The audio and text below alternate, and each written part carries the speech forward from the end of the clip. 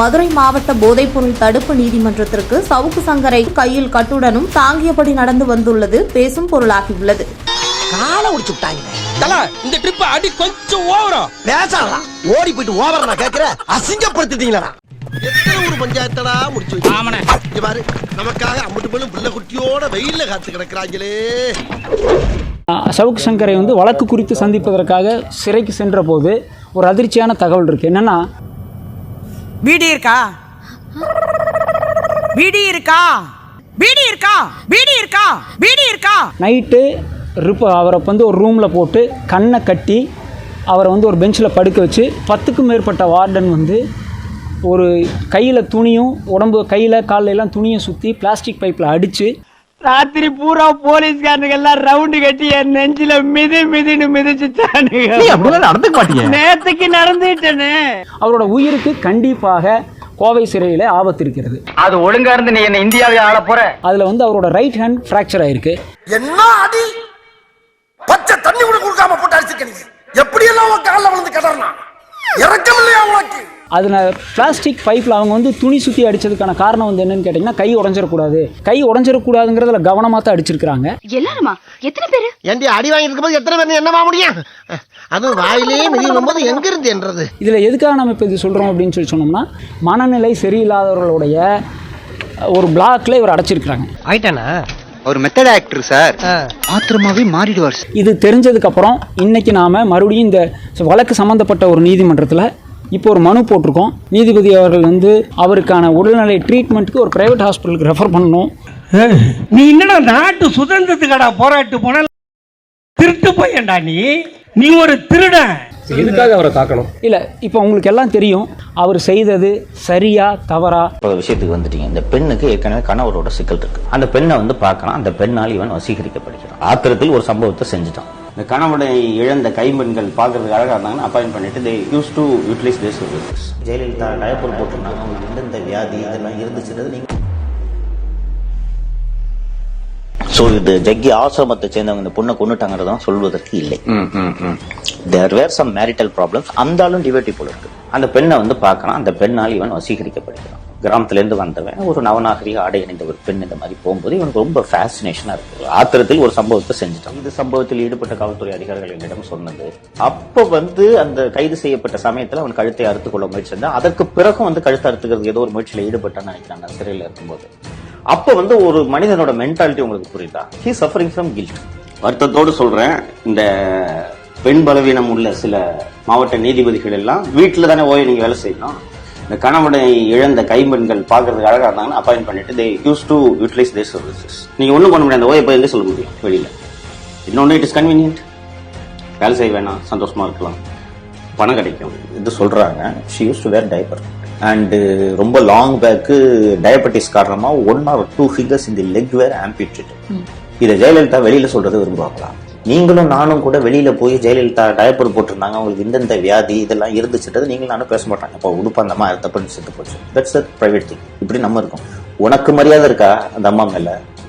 அம்மா அம்மான்னு உருகுறீங்கல்ல, புரட்சி தலைவி அம்மா தான் இல்லான்ட்டு சொல்றீங்கல்ல, அவர்கள் கிட்டத்தட்ட இது ஒரு பிரைவேட் லைஃப் இல்லையா?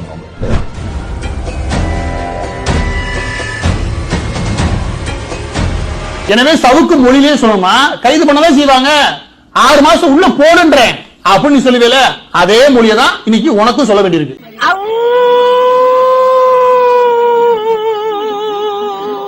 ஆளுநர் RN ரவி அவர்கள் ராமர் கோயில் போய் பார்த்திருக்காங்க. அதை பார்த்துட்டு என்ன சொல்லியிருக்காருன்னா, ராமர் தான் பாரதத்தோட தேசிய சின்னம் அப்படின்னு சொல்லியிருக்காரு. எப்பா இத போய் வெளியில எவன்னு சொல்லிடாத. உன் விளையாடும் எடுத்து கடல் தண்ணி சூப்பு வச்சு ஓவாயில ஊத்திர போறாங்க. ராமர் அவரும் ஒரு மனிதர் தான். ராமர் இருந்திருந்தா அதை பார்த்து இவங்களை பார்த்து அப்படியே நொந்து நூலாகி போயிருப்பாரு. நல்ல வேலை தலைக்கு தலைப்பாவனா போச்சு. உலகத்திலேயே ஜனநாயக நாடுனா மிகப்பெரிய ஜனநாயக நாடு இந்தியா. இங்க ஜனநாயகமும் இப்ப கிடையாது. அவங்களுக்கு ஓட்டு போட்டவங்க எல்லாம் கொஞ்ச காலத்திலே அனுபவிப்பாங்க. இன்னுமா புரியல? நம்மளை நம்பி ஓட்டு போட்ட ஜனங்களுக்கெல்லாம் காரியம் முடிஞ்சதுக்கு அப்புறம் நாம போடுற பட்ட நாமம் இவங்க கண்டிப்பா தோத்துடுவாங்க, தோத்தே ஆகணும். காங்கிரஸ் ஆட்சிக்கு வந்தா ரிசர்வேஷன் எல்லாம் தூக்கி இஸ்லாமியர்கிட்ட கொடுத்துருவாங்க அப்படின்னு சொல்றாங்க.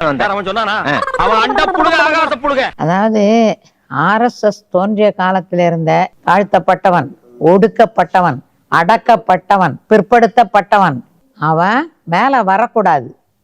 அவர்களுடைய கொள்கை அது. உன் பையன்லாம் பள்ளிக்கூடத்துல படிச்சா உனக்கு அடுத்து வெட்டியா வேலை பார்க்கறது யாரு? கொஞ்ச நாளைக்கு நீயும் பிள்ளையும் பாருங்க.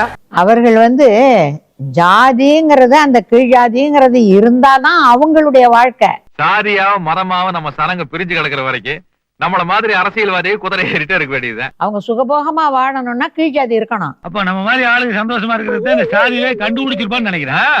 அதனால எந்த காலத்திலையும் ஆர்எஸ்எஸ் இட ஒதுக்கீட்டை எல்லாம் ஆதரிச்சது கிடையாது. இது உண்மைதான்.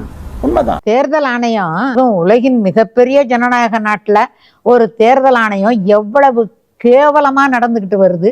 இதுவரையிலும் இந்திய சரித்திரத்துல இந்த மாதிரி ஒரு தேர்தல் ஆணையத்தை யாருமே கண்டதே கிடையாது. இதுக்கெல்லாம் யார் காரணம் தெரியுமா? இல்ல இப்ப காங்கிரஸ் என்ன எடுத்துக்கிறாங்கன்னா, பிரதமர் 10 வருஷமா என்ன பண்ணாரு அதை பத்தி பேசவே மாட்டாரு. நான் ஒண்ணுமே பண்ணலையாடா. அதானுங்க, ஏதாவது பண்ணா தானே போடுவாங்க. நீங்க தான் ஒண்ணுமே பண்றது இல்லையே. 10 வருஷமா அந்த துணி என்ன துணி, ஏழை தாய் மகன். 4.5 வருஷத்துல ஒரு நாள் கூட போட்ட சட்டையை திரும்பி போடலையா? போட்ட சட்டையை திரும்பி போடவே இல்லையா? ஒருத்தன் பார்த்து எல்லாத்தையும் பார்த்து வாட்ச் பண்ணி சொல்லிவிட்டான், ஏழை தாயின் மகன் போட்ட சட்டையை போடவே இல்லை. அதுக்கு பேர் தான் ஏழை தாயின் மகன். வாழ்க்கை என்ன வாழ்க்கை? அவர் கனவுல நினைச்சிருப்பாரா இப்படி ஒரு ராஜபோக வாழ்க்கை நமக்கு கிடைக்கும்னு? தென்னையில கிடந்தவனுக்கு திடுக்குன்னு வந்துச்சான் கல்யாணங்கிற மாதிரி. இப்படி ஒரு வாய்ப்பா எந்த பிரதமரும் அனுபவிக்காத ஒரு சொகுசு வாழ்க்கையா. எவ்வளவு பெண்கள் என்ன கதிக்கெல்லாம் ஆளாயிருக்காங்க தெரியுமா? ஒரே பாலியல் குற்றச்சாட்டு. இதுதான் எங்கள் காசேகாவினுடைய மாபெரும் கொள்கை. அதாவது இந்த பாரதிய ஜனதாங்கிறத பாலியல் ஜனதான்னு இவங்க வச்சுக்கலாம். அதாவது உலகத்துல என்னென்ன கீழ்த்தரமான செயல்கள் உண்டோ அத்தனை செயலும் செய்யறவன் பூரா அந்த கட்சியில இருக்கான். ஊர்ல நொண்டி நோசக்கா, வெந்தது வேகாது, பெட்டி கடையில கடன் சொன்னது, பீடியை கிள்ளி குடிச்சது, சந்த கடையில கருப்பி திருடிட்டு கொண்டது, இந்த மொத்த கிடக்குதா. நம்ம ஒரு நாட்டினுடைய பிரதமரா இருந்த ஆளு தேவகவுடா, அவன் புள்ள பிரிஜ்வல், அவன் ஐயோயோயோ அவன் சொல்ல முடியாத அட்டகாசம் பண்ணிருக்கான். அந்த கட்சியோட நீ கூட்டணி வச்சிருக்க, நீ ஒரு நாட்டினுடைய பிரதமர். நீ எல்லாம் ஒரு மனுஷன், இது உனக்கு கேவலமா இல்ல? இந்திய மகள்கள்ங்கிற हमारा देश कुछ नहीं इतना है மக்காளா ஓடி வாயில அட்டத்து வைக்க. இத்தனை மகள்களுக்கு 300 பெண்களுக்கு அவன் குடும்பம் இழைச்சிருக்கான். வாய் திறந்தியா இது வரலாம்? பதில் தெரியாதவன்கிட்ட கேள்வி கேட்டா கூட தேடி பூச்சி ஏதாவது தப்பாவது பதில் சொல்லுவான். எனக்கு கேள்வியே தெரியாத. மணிப்பூர் பெண்களுக்கு வாய் திறக்காத வாய் அது என்ன வாய்? அது இது நார வாய். அது எதுக்கு அந்த வாய்? போய் பேசுறதுக்கா? அப்போஸ் குளுக்கோஸா? அப்போஸ்ங்க, அப்போஸ்னா ஆமான்னு அர்த்தம். ஒரு வார்த்தை இதுவரையிலும் பேசிருப்பியா மணிப்பூர் பெண்களுக்காக? அவர்களை கண் முன்னால இவ்வளவு சித்திரவதைக்கு ஆளாக்குறானுங்க, நீ பாத்துக்கிட்டு இருக்கிறிய. உனக்கு தெரியல அப்படின்னா நீ பிரதமரா இருக்கிறதுக்கு லாய்க்கு இல்ல. தீப்பொறி, இப்ப நீ ஆவேசப்பட்டு வெளியே போன சோத்துக்கு பிச்சை எடுக்கணும். பல குப்பத்தட்டிகள் எச்சியில கிடைக்காம சுரிநாய்குடைய வெறிநாய்குடைய கறி வாங்க வேண்டிய கட்டாயம் ஏற்படும். இல்லையே, அவர் தான் சொல்றாரு. என்ன சொல்றாருன்னா, நாங்க இருக்கதான் அங்க கலவரம் எல்லாம் கம்மியா இருக்கு, நாங்க தான் கட்டுப்படுத்திருக்கோம் சொல்றாரு. கிழிச்சாரு. நிறுத்தியா? என்ன சொன்ன நீ? கிழிச்சேன்னு சொன்னேன். அதான் வாயில வர்றது பூரா பொய் தானே, எல்லாம் பொய். அது எப்படிப்பா உடம்போட ஊர்னது மாறும்? உப்பு தண்ணில ஒரு வாரம் உன்னை ஊற வச்சு 4 தட்டு தட்டினா எல்லாம் மாறிடும். இந்த மன்மோகன் சிங் எல்லாம் எவ்வளவு எளிமையா இருந்தாரு, லால் பகதூர் சிங் எவ்வளவு எளிமையா இருந்தாரு. இந்த மாதிரி ஒரு ஆடம்பரம் ஏன்னா இது வாலிப வயசு. ஏண்டா மக்காளா ஓடி டிவித்த பரதேசி ஊராம் பணத்துல ஊர சுத்துற ஒக்கால ஓடி நரேந்திர மோடி ஓடுமா?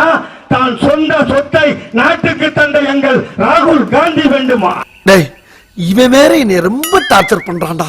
அது அந்த பதவியும் இந்த மத வெறியும் இந்த ஜாதி வெறியும் இவங்களை எந்த அளவுக்கு கொண்டு போகும் அப்படிங்கறத நினைக்கும் போது இவர்களை போல உலகத்துல பயங்கரவாதிகள் யாருமே இருக்க மாட்டாங்க. நாயே, இந்தியா விட்டு வெள்ளக்காரனை விரட்டுறது முக்கியம் இல்லடா, உங்களை மாதிரி மாமூல் வாங்குற பசங்களை விரட்டினா தாண்டா இந்த நாடே உருப்படும். ஸ்டார்ட் பண்ணு.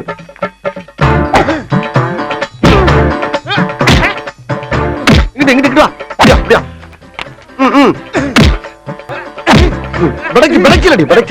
மண்டல மட்டும் அடிச்சிடாத குலக்கேசல் உள்ள போயிருவேன். சரியா? உங்க வீட்டு பிள்ளையா நினைச்சு எல்லாரும் என்னை மன்னிச்சிருக்க.